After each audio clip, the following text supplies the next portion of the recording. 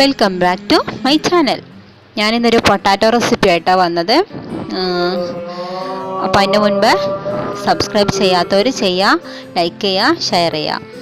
അതിന് വേണ്ട ingredients: potato cut ചെയ്തത്, പിന്നെ അതിലേക്ക് മാവ്, റവ 2 സ്പൂണ്, കടലമാവ് ഒരു 2 സ്പൂണ്, ഒരു 1.5 സ്പൂൺ മൈദ, ഒരു 1.5 സ്പൂൺ മൈദ മതിയേ. താല്പര്യമുണ്ടെങ്കിൽ 2 സ്പൂൺ ആക്കാം. ഞാൻ 1.5 സ്പൂൺ എടുത്തിട്ടുള്ളൂ. പിന്നെ അതിലേക്ക് ഒരു സവാള ചെറുതായി കൊത്തി അരിഞ്ഞത്, പിന്നെ നമുക്ക് ആവശ്യത്തിന് മുളക്. ഞാനിത് നല്ല എരിവുള്ള മുളകായതുകൊണ്ട് ഞാൻ ഒരു മുളക് ചെറുതായി കട്ട് ചെയ്തതാണ്. നിങ്ങൾക്ക് നല്ല എരിവ് വേണമെങ്കിൽ കുറച്ചും കൂടെ എടുക്കാം.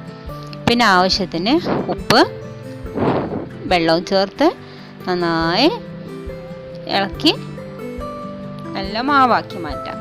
നല്ല ദോശമാവിൻ്റെ പരുവത്തിൽ.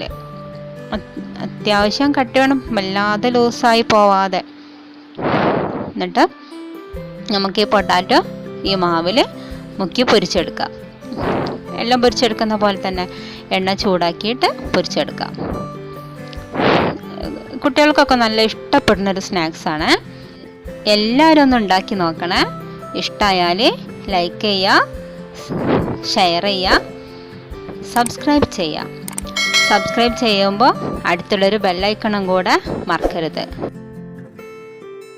Thank you.